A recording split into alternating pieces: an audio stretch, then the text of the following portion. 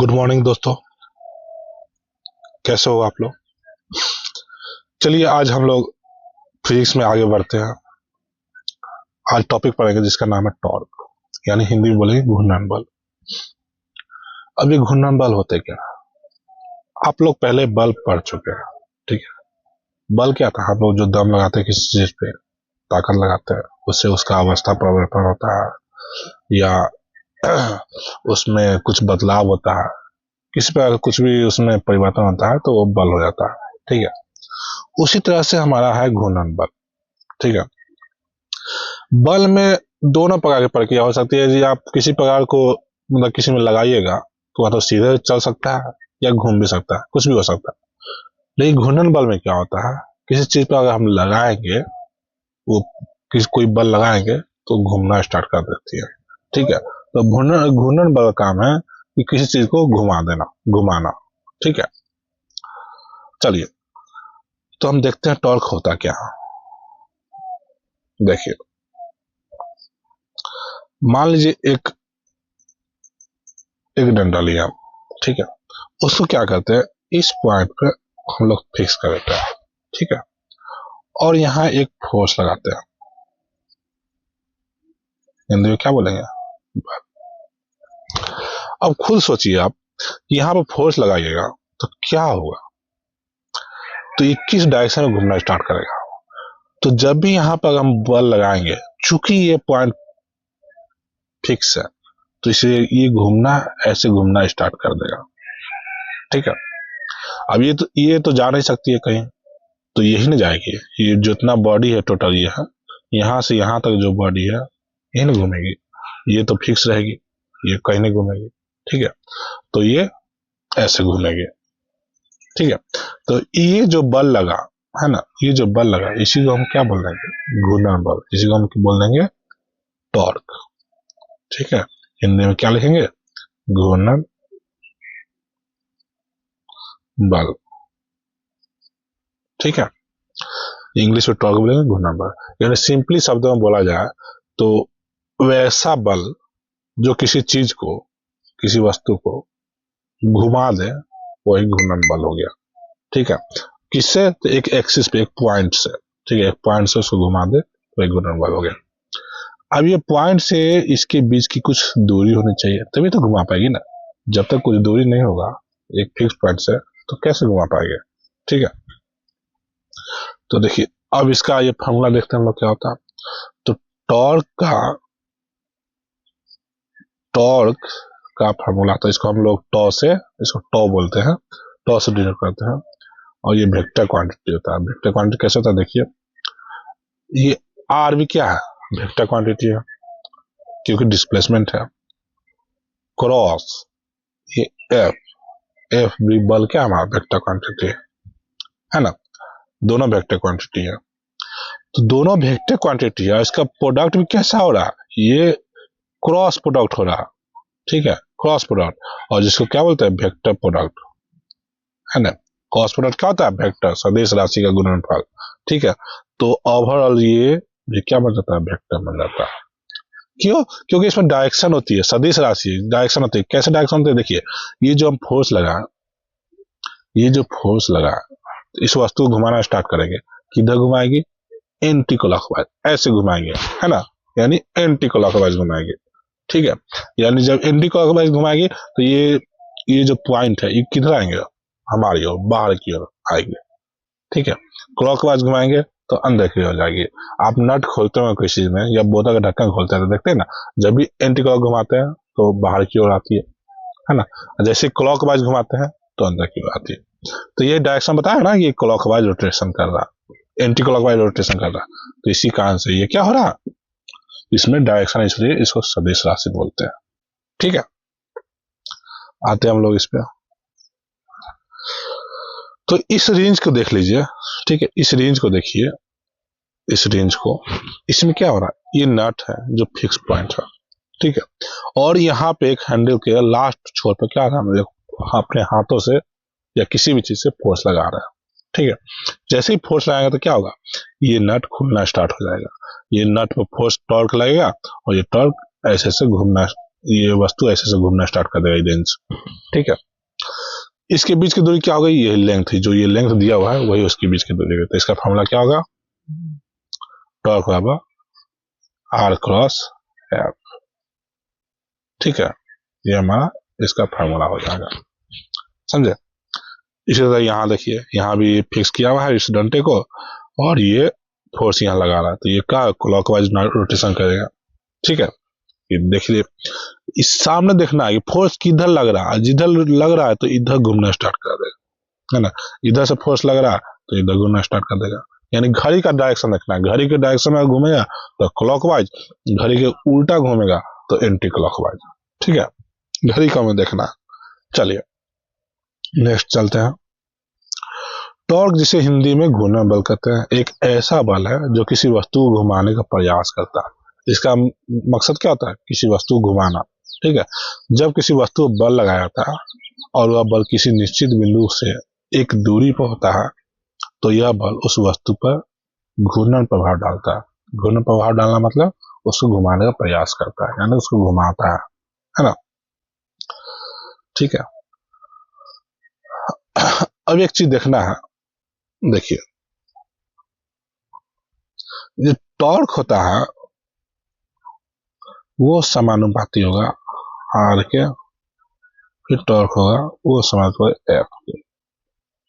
इसका मतलब क्या हुआ, इसका मतलब ये हुआ कि जैसे ही हम डिस्टेंस बढ़ाएंगे तो हमारा क्या होगा, टॉर्क बढ़ेगा, और जैसे ही फोर्स बढ़ाएंगे तब भी टॉर्क हमारा बढ़ेगा। कैसे, देख लेते हैं हम लोग, एक एग्जांपल लेते हैं। ठीक है,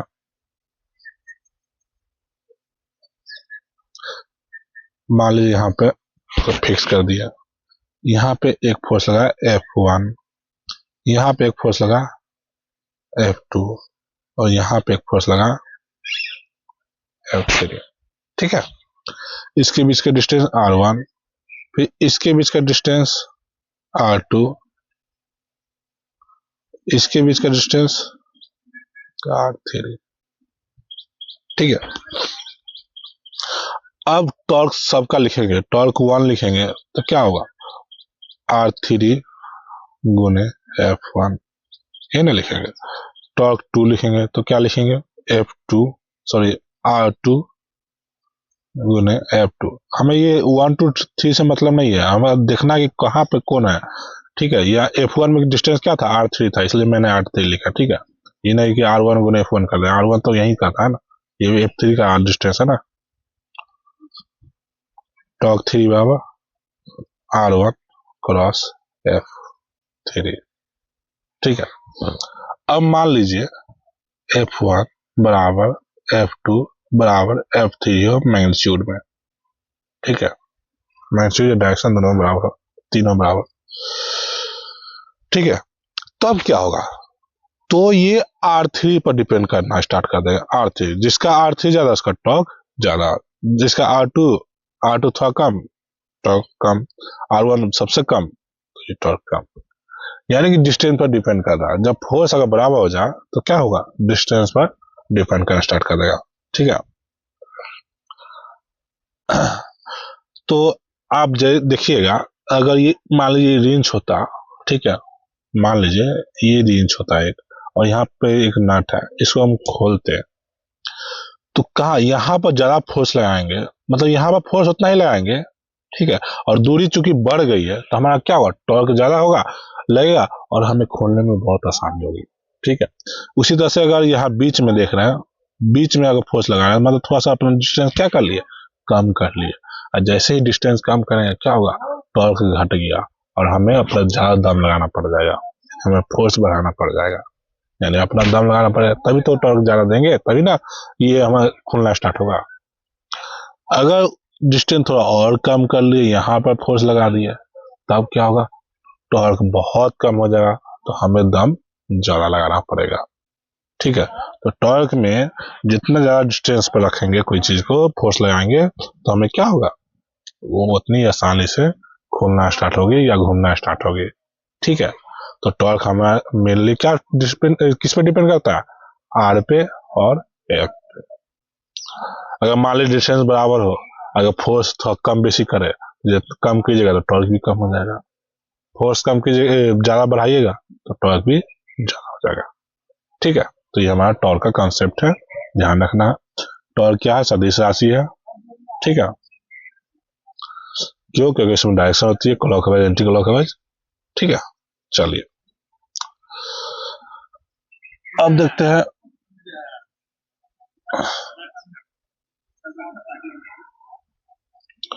साइन थीटा कॉस थीटा बात करते हैं। देखिए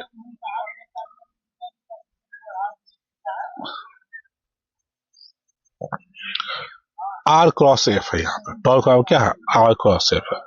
तो जैसे ही क्रॉस हटेगी तो याद कीजिए डॉट प्रोडक्ट में क्या होता था? डॉट हटती तो कॉस थीटा लगता था।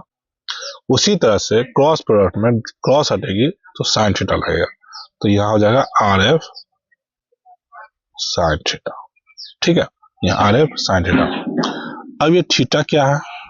आर तो हम जानते क्या है, एफ भी जानते क्या है, थीटा क्या है? तो देखिए, अरे कैमरा का प्रॉब्लम हो रही है दोस्तों, इसलिए मैं कैमरा आपको ऑफ करके बनाता हूँ वीडियो, ताकि कोई दिक्कत ना हो। ठीक है, अभी देखिए कैमरा बार बार फोकस इसका गड़बड़ा रहा है। चलिए छोड़िए, उस पर ध्यान नहीं दीजिए, आप काम कीजिए, अपना पढ़ाई पर ध्यान दीजिए। ठीक है, देखिए ये वस्तु है। ठीक है, यहाँ फिक्स कर दिए इसको, यहाँ हम ऐसे फोर्स लगा दिए तिरछा, उस वक्त सीधा लगाए थे, इस वक्त थोड़ा तिरछा लगा दिए, तो एफ में ऐसा हो गया। और हमारा आर कैसा हो गया? यहाँ पे आर है तो आर ऐसा हो गया। ठीक है, तो थीटा क्या होगा? थीटा इन दोनों के बीच का जो एंगल बनेगा वही हमारा थीटा होगा। या इसको थोड़ा और आगे बढ़ा दीजिए, तो ऐसे ऐसे, तो ये भी थीटा होगा, ये आर हो गया, ये एफ हो गया। ठीक है, यानी दोनों के बीच का देखिए हमेशा ध्यान देना है, थीटा बनाते वक्त ये ध्यान देना है, या तो दोनों का शीर्ष पॉइंट है। ठीक है, तो दोनों का शीर्ष पॉइंट ही होना चाहिए, और दोनों का पीछे वाला पॉइंट है तो पीछे वाला ही होना चाहिए दोनों में। ठीक है, तभी थीटा बना। ऐसा नहीं कि एगो आगे का ले लिया, एगो पीछे का ले लिया, उसी को थीटा बना दिया, ऐसा नहीं करना है। दोनों का एरो जो हेड है, इसको हेड बोलेंगे, दोनों का हेड होना चाहिए या दोनों का टेल होना चाहिए, तभी वो थीटा ठीक होगा आपका। ठीक है, तो ये जो थीटा बनेगा, यही जो एंगल बनेगा, इसी को बोलेंगे क्या? इसी का थीटा लेंगे और इसी को साइन थीटा यहाँ पुट कर देंगे। ठीक है, यही साइन थीटा यहाँ पे थीटा हो जाएगा। ठीक है, टॉर्क घूर्णन बल, आर हमारा दूरी है, एफ हमारा बल है, थीटा हमारा उसके बीच का एंगल है, बल और दूरी के बीच का एंगल है। ठीक है, ये कैमरा दिक्कत कर रहा है। चलिए नेक्स्ट हम देखते हैं इस घटक, मतलब उसका क्या क्या इफेक्ट हो सकते हैं टॉर्क में, मतलब किस चीज पे टॉर्क डिपेंड करता है उसको देखिए। बल पे, बल जितना अधिक होगा उतना अधिक टॉर्क उत्पन्न होगा, आपको पहले बता दिया मैंने, है ना। जितना ज्यादा कस से कोई चीज को घुमाइएगा, दम लगाइएगा, तो उतना ही कस से वो घूमेगा। दूरी पे, जितना ज्यादा दूरी रखिएगा टॉर्क उतना ही अधिक होगा, है ना। अब सोचिए वो गाड़ी का जो चक्का खोलता है ना, उसमें जो रॉड रहती है थोड़ा लंबी होती है, बड़ी होती है, क्यों? ताकि हम जो भी फोर्स लगाए, थोड़ा सा ही फोर्स लगा तो उसका टॉर्क ज्यादा हो, इसलिए लंबी की जाती है। थोड़ा सा ही फोर्स लगा तो टॉर्क उसमें ज्यादा हो, और टॉर्क ज्यादा उत्पन्न होगी तो हमें कम फोर्स पर भी काम हो जाता है। ठीक है, और जल्दी वो खुल जाएगा, इसलिए दूरी पर भी ये डिपेंड करता है। फिर थीटा पे, यदि बल 90 डिग्री कोण पे लगता है, यानी बल और दूरी के बीच कोण 90 डिग्री, तो टॉर्क अधिकतम होगा। क्यों? क्योंकि साइन 90 का वैल्यू 1 होता है। ठीक है, इसके अलावा कोई भी एंगल लगाएंगे, तो क्या होगा? वो बल कम हो जाएगा और हमारा टॉर्क भी कम हो जाएगा। ठीक है, सीधा आप ही सोचिए ना, जैसे यहाँ पे ऐसे है ना, यहाँ फिक्स है, यहाँ बल लगा एफ,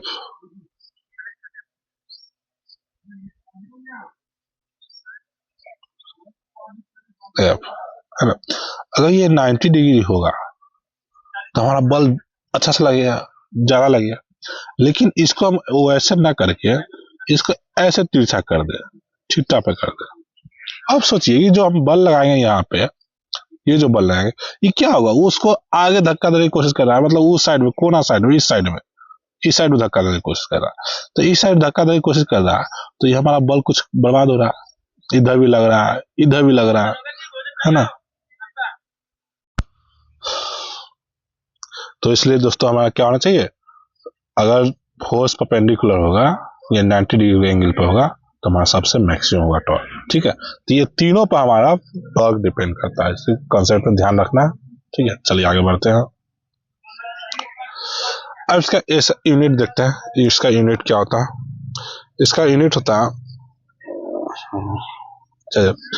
इसका ऐसा यूनिट न्यूटन मीटर होता है। सिंपली देखिए ना आप, आर क्रॉस एफ लिखेंगे तो एफ क्या है, न्यूटन, और आर क्या है, मीटर, तो हम क्या लिखेंगे, न्यूटन मीटर। ठीक है, ऐसा यूनिट न्यूटन मीटर। यानी आपको किसी भी चीज का फॉर्मूला याद रहेगा ना, तो आपको यूनिट निकालने में ज्यादा मुश्किल नहीं होगा, आसानी होगा। ठीक है, चलिए अब कुछ उदाहरण है। मान लीजिए किसी दरवाजे के उसकी कड़ी के पास से धक्का देने के बजाय उससे दूर या धक्का दिया जाए तो कम बल लगाने पर भी दरवाजा आसानी से खुलेगा। क्यों, टॉर्क के कारण। अगर उसके जहां पर कड़ी लगी हुई है दरवाजा, जैसे मान लीजिए ये दरवाजा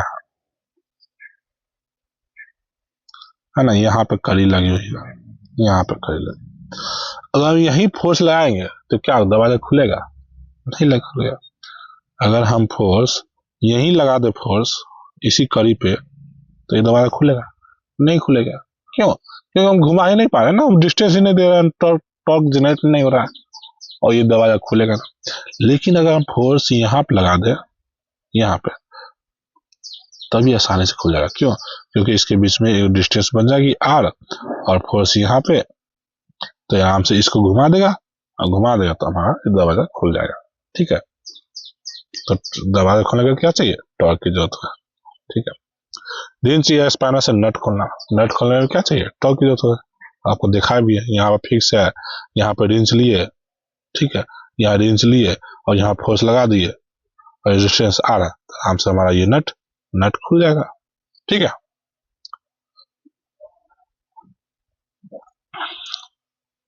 साइकिल का पैडल।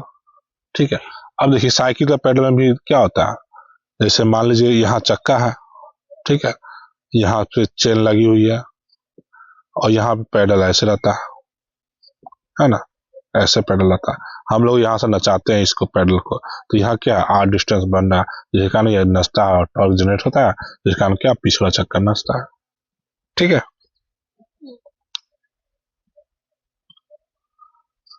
घड़ी की कलाई पर लगने वाली चाबी घुमाना, है ना, चाबी में उसमें भी घुमाते हैं तो उसमें टॉर्क जनरेट होता है। पानी का नल खोलना, नल खोल, जैसे यहाँ पे नल लगी हुई है, यहाँ पे ऐसे इसका कड़ी है, इस पे फोर्स लगाएंगे तो ये नल खुल जाएगा। ठीक है, चलिए अब कुछ क्वेश्चन है, देखते हैं। इजी क्वेश्चन है, बस कंसेप्चुअल है। ठीक है, देखिए टॉर्क का क्या सूत्र है बताइए, कॉस तो होगा नहीं क्योंकि क्या है, डॉट प्रोडक्ट नहीं है, साइन थीटा ये होगा क्योंकि ये क्रॉस प्रोडक्ट है ना, कॉस प्रोडक्ट है, कॉस प्रोडक्ट में क्या होगा, साइन थीटा होगा, ये नहीं होगा, ये भी नहीं होगा, तो हमारा क्या होगा, बी नंबर। ठीक है, यदि बल 10 न्यूटन है और बल को लगने का बिंदु दूरी से 5 मीटर दूर है तो को 90 डिग्री टॉर्क क्या होगा, बनाते हैं। बोल रहा यहाँ पॉइंट है और यहाँ से 10 न्यूटन फोर्स लग रहा है, कितना है, 90 डिग्री है, तो फोर्स कुछ ऐसा होगा, है ना, 90 डिग्री होगा ना इसमें के बीच में, 90 डिग्री, और ये कितना 5 मीटर की दूरी है ना, तो इसमें टॉर्क क्या होगा, टॉर्क लिखेंगे आर एफ साइन थीटा। ठीक है, तो आर कितना हमारा 5, एफ कितना है 10, और साइन थीटा और साइन 90 डिग्री, 5 गुने 10 गुने 1, साइन 90 वैल्यू 1, तो कितना देगा 50 मीटर। ठीक है, 50 मीटर ये हमारा आंसर हो जाएगा। ठीक है, चलिए टॉर्क की इकाई क्या होती है, बताए हैं, फोर्स होता है और आर होता है ना। आर क्या मीटर होगा, एफ का क्या होगा यूनिट, न्यूटन होगा, तो हमारा क्या हो जाएगा न्यूटन मीटर, ये हो जाएगा। ठीक है, निम्नलिखित में से कौन सा टॉर्क का व्यवहारिक उदाहरण नहीं है। साइकिल के पैडल घुमाना ये है, दरवाजा खोलना ये भी है, पुस्तक को ऊपर उठाना, नोट बोल्ट को स्पैनर से घुमाना ये भी है, लेकिन ये नहीं है। पुस्तक को ऊपर उठाना मतलब सीधे हम उसको लेके ऊपर उठा दिए, तो एक सिंपल एक फोर्स हो गया, बल हो गया, है ना, उसको घुमा तो नहीं रहे ना, हम पुस्तक को ऊपर उठा रहे, घुमा नहीं रहे, तो यहाँ पर क्या होगा, ये हमारा आंसर हो जाएगा, ये टॉर्क का उदाहरण नहीं है। जब बल और दूरी के बीच का कोण 0 डिग्री है तो टॉर्क का मान क्या होगा, सोच के बताइए। सीधा लिखेंगे टॉर्क बराबर आर एफ साइन थीटा। ठीक है, जब थीटा ही हमारा 0 हो जाए, थीटा 0 हो जाए तो क्या होता है साइन 0, और साइन 0 वैल्यू 0, तो टॉर्क हमारा क्या हो जाएगा 0। तो आप देख रहे हैं यहाँ थीटा पर कैसे डिपेंड कर रहा है, तो अगर थीटा 0 हो जाता है तो टॉर्क हमारा क्या हो जाएगा 0 हो जाएगा। ठीक है, चलिए ये हमारा उसका दिया हुआ आंसर देख लेना। नेक्स्ट हम कपलिंग यानी कपल फोर्स। ठीक है, कपलिंग में क्या होता है, कपल फोर्स में ये भी एक तरह टॉर्क ही है, एक तरह टॉर्क का ही समझिए, यानी घूर्णन बल ही है, लेकिन इसमें एक फोर्स ना होकर 2 फोर्स होता है। दिखाते हैं कैसे, देखिए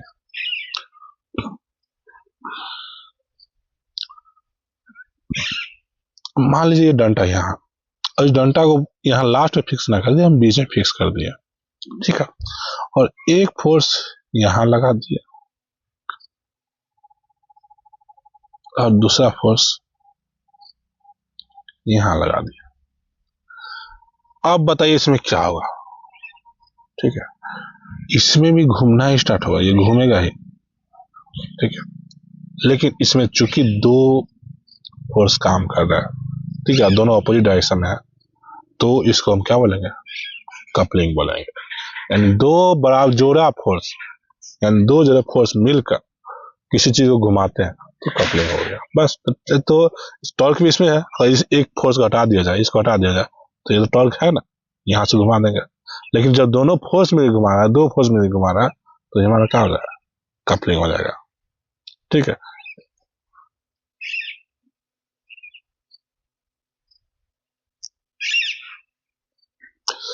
देखिए इसका डिफिनेशन देखते हैं।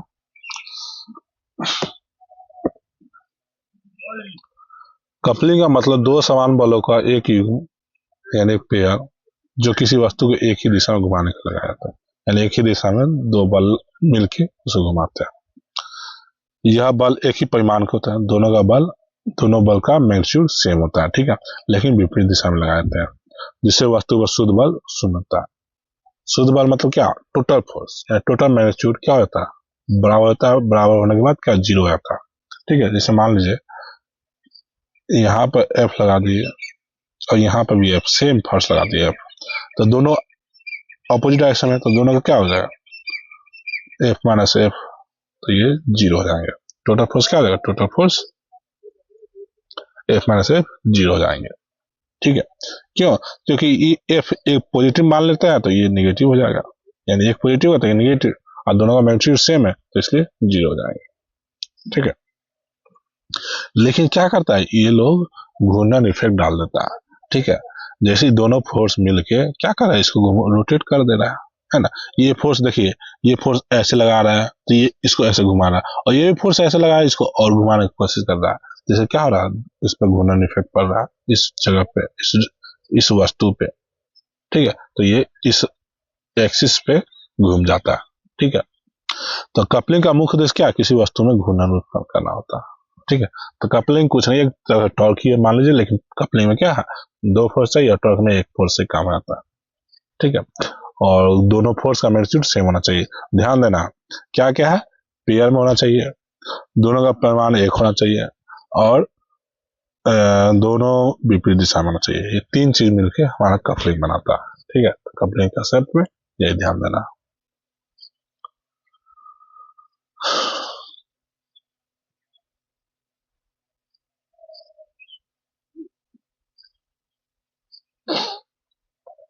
अब इसका एग्जाम्पल देखिए, स्टेयरिंग व्हील का घुमाना। अब देखते हैं गाड़ी में जो स्टेयरिंग होता है फोर व्हीलर में, देखते हैं उसको हम लोग दोनों हाथ से पकड़ क्या होगा, देखिए ऐसे स्टेयरिंग व्हील है ना, ऐसे बनी हुई है। तो हम लोग क्या करते हैं, एक हाथ से यहाँ पकड़ते हैं और एक हाथ से यहाँ पकड़ते हैं, ठीक है, और ये पकड़ के हम लोग इसको ऐसे धक्का देते हैं और इसको ऐसे धक्का देते हैं, ठीक है। तो दोनों फोर्स सेम फोर्स लगाते हैं दोनों अपोजिट डायरेक्शन में, जिस कारण ये कैसे ऐसे रोटेट कर जाती है, ऐसे रोटेट कर देती है, इधर कार घूमने लगता है, कार या जो भी गाड़ी है उधर इधर क्लॉकवाइज एंटी क्लॉकवाइज घूमने लगता है, ठीक है। तो ये हमारा क्या हो जाएगा, कपलिंग हो जाएगा। या इसको हम क्लॉकवाइज घुमा ऐसे घुमा दिए तो तब ये कपलिंग हो जाएगा, ठीक है। बोतल का ढक्कन खोलना, बोतल देखते हो ये से ढक्कन है बोतल में, ठीक है, ये बोतल में ढक्कन है, तो हम दो उंगली से, एक उंगली से यहाँ लगाएंगे, एक उंगली से यहाँ लगाते हैं और इसको घुमाने की कोशिश करते हैं, तो घुमाते तो खुल जाता है, तो ये भी कपलिंग हो गया। यहाँ पे एक फोर्स लग रहा है ऐसे, एक फोर्स यहाँ लग रहा है, ठीक है। कैची चलाना, कैची में तो ऐसे रहता है ना, देखिए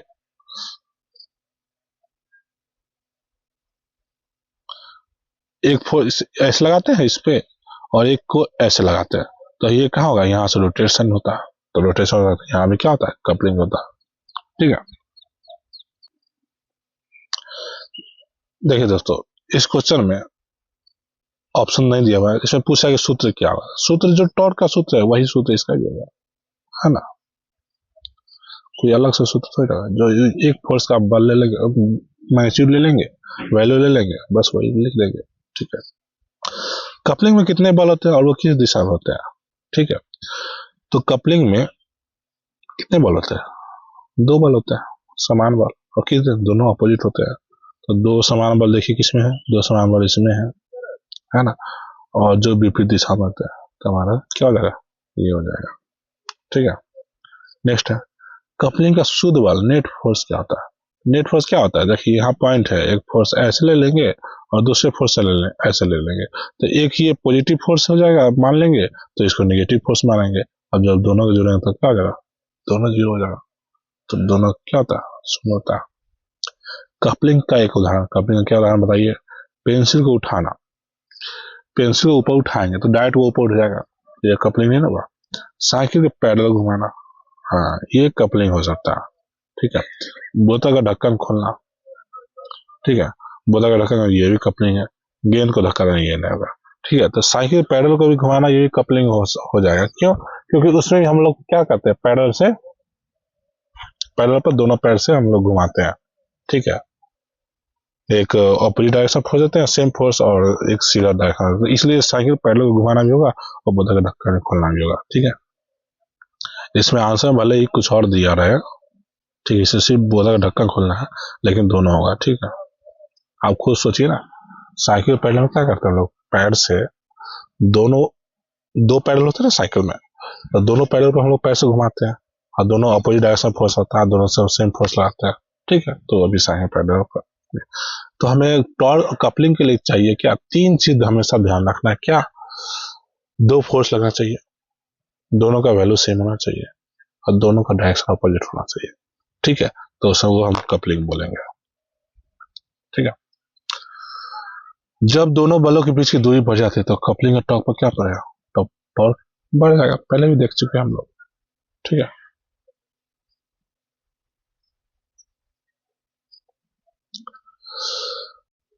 अब नेक्स्ट आता है सेंटर ऑफ मास। अब देखिए सेंटर ऑफ मास क्या है, मान लीजिए कोई वस्तु है ऐसे, एक डंडा बना दिया, ठीक है,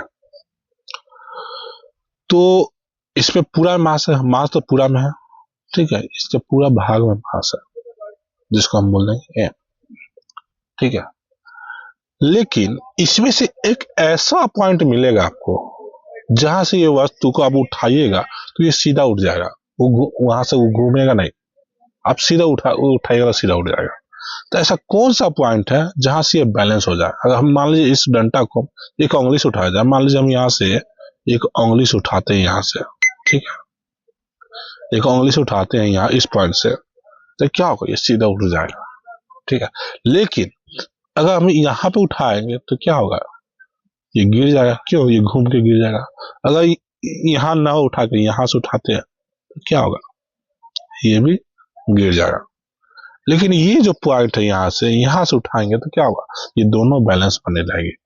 ठीक है, और ये कौन सा पॉइंट है, ये भी आ रहा है, ये भी आ रहा है, यहाँ से डिस्टेंस और ये भी डिस्टेंस आ रहा है। ठीक है, यानी दोनों बराबर डिस्टेंस, एकदम बीचों बीच का भाग है।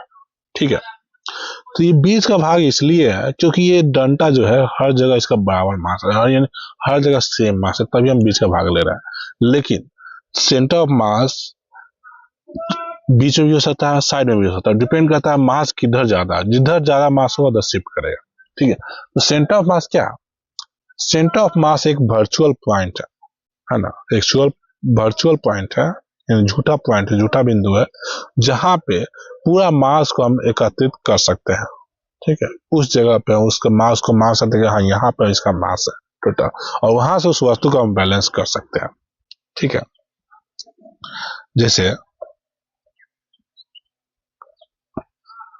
जैसे मान लीजिए पेन है, इसको हम अगर ऐसे पकड़े, ठीक है, ऐसे पकड़ और यहाँ पर छोड़ेंगे तो यहाँ पे क्या हो सकता है, यहाँ पे संतुलन हो सकता है।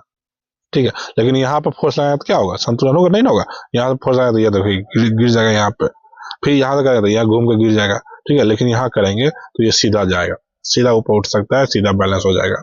ठीक है, तो सेंटर ऑफ मास कुछ नहीं है, वैसा पॉइंट है जहां पे हम मास को सोचेंगे कि यहाँ मास एकत्रित है, मतलब यही पर यहाँ मास है, और वहां से वो घूमेगा नहीं, संतुलन हो जाएगा, बैलेंस बन जाएगा उसका। ठीक है, तो वही सेंटर ऑफ मास हो जाएगा। मान लीजिए कोई वस्तु ऐसा है, देखिए ऐसा, यानी यहाँ कम मास है m1, यहाँ ज्यादा मास है m2। अब बताइए, यहाँ सोच के देखिए, आप खुद सोचिए यहाँ पे कि यहाँ पे पॉइंट कहाँ पे होगा ताकि ये बैलेंस हो जाए। अगर यहाँ बीचों बीच करेंगे तो क्या ये बैलेंस हो पाएगी, नहीं। क्यों, क्योंकि यहाँ मास छोटा सा, यहाँ मास बड़ा है, ये भारी हो जाएगा, भारी हो जाएगा तो ये नीचे गिर जाएगा, ये घूम के नीचे गिर जाएगा। तो हम क्या करेंगे, पॉइंट को यहाँ ना लेके यहाँ ले लेंगे। ठीक है, और ये हमारा क्या हो जाएगा, सेंटर ऑफ मास हो जाएगा। सेंटर ऑफ मास में यहाँ पे क्यों हुआ, क्योंकि यहाँ भारी है, इसलिए इधर इधर बैलेंस करना चाहिए, इधर बैलेंस करना चाहिए। ठीक है, तो जिधर वस्तु भारी रहेगा, जिधर मास ज्यादा रहेगा, ये पॉइंट वहां शिफ्ट हो जाती है। ठीक है, और जो mg भी लगती है ना, जो ग्रेविटी भी यही काम करेगी, mg नीचे की ओर, इसी पॉइंट से।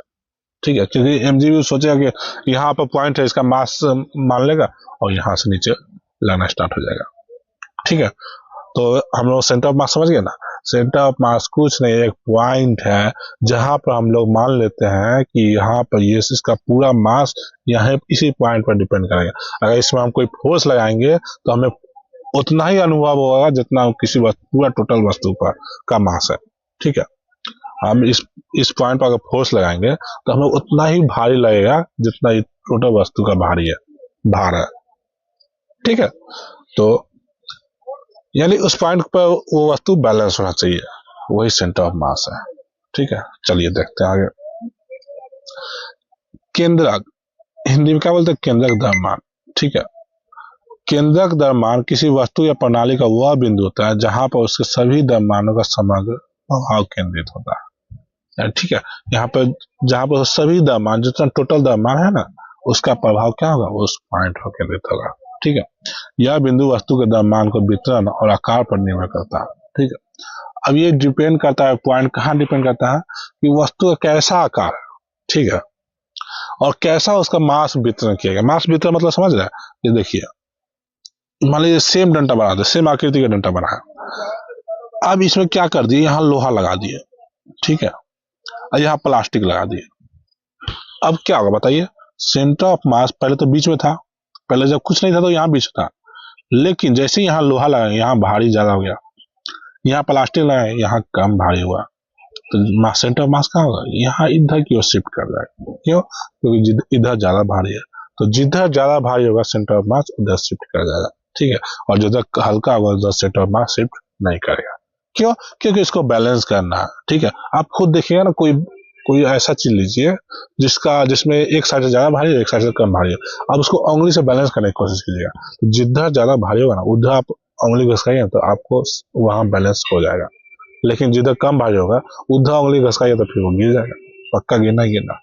ठीक है, तो ये हमारा सेंटर ऑफ मास हो गया। जहां से अगर वस्तु को सहारा दिया है तो वह संतुलित रहती है। ठीक है, इसका सूत्र क्या होता है, फॉर्मूला क्या होता है, देखिए अगर मान लीजिए, देखिए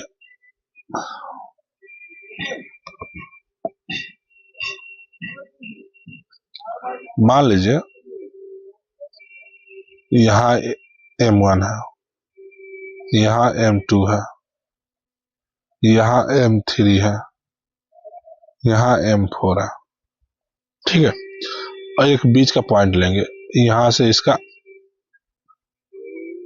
x3 डिस्टेंस मान लेंगे, यहां से इसका x4 डिस्टेंस मान लेंगे, यहां से x2 डिस्टेंस मान लेंगे, फिर यहां से यहां तक x1 डिस्टेंस मान लेंगे। अगर हमको सेंटर ऑफ मास निकालना होगा तो क्या करेंगे, ये फॉर्मूला अप्लाई करेंगे। एक सेंटर ऑफ मास क्या हो जाएगा, m1 x1 plus m2 x2 m3 x3 plus dot dot mn xn तक, यानी जहां तक जाएगा मास रहेगा उतना डिस्टेंस तक। ठीक है, और उसको भाग दे देंगे किससे, मास से, टोटल मास से। ठीक है, तो हमारा सेंटर ऑफ मास निकल जाएगा, जहां पे निकलेगा वहां से हम अगर उंगली से उठाएंगे तो वो बैलेंस रहेगा। ठीक है, या उंगली धक्का देंगे तो सीधा चले जाएंगे, वो घूमेगी नहीं। ठीक है, चलिए नेक्स्ट है, जैसे यूनिफॉर्म रॉड में कहां पर एकदम बीचों बीच होगा, है ना, उसके मध्य बिंदु पर होगा।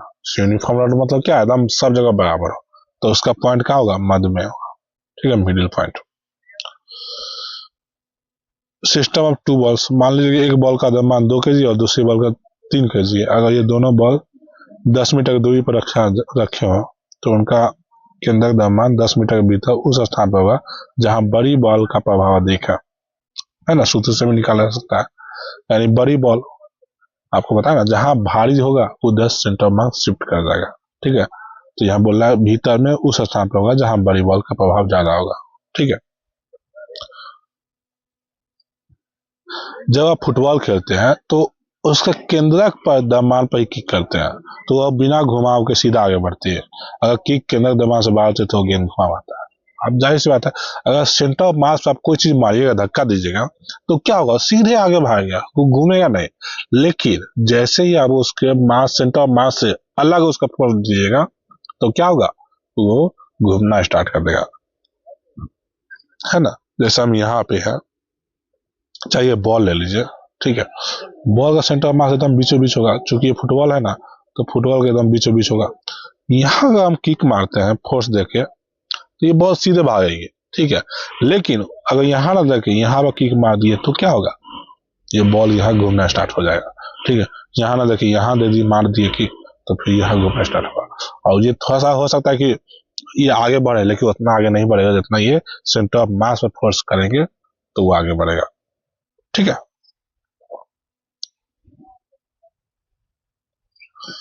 नेक्स्ट हमारा कुछ क्वेश्चन देखते हैं इस पे। केंद्रक द्रव्यमान का क्या अर्थ है बताइए, वह बिंदु जहां वस्तु का पूरा भार केंद्रित होता है, वह बिंदु जहां से वस्तु का सहारा देने पर संतुलित रहती है, वह बिंदु जहां वस्तु का आकार निर्धारित होता है, वह बिंदु जहां वस्तु का रंग निर्धारित होता है, क्या होगा, संतुलित होता है।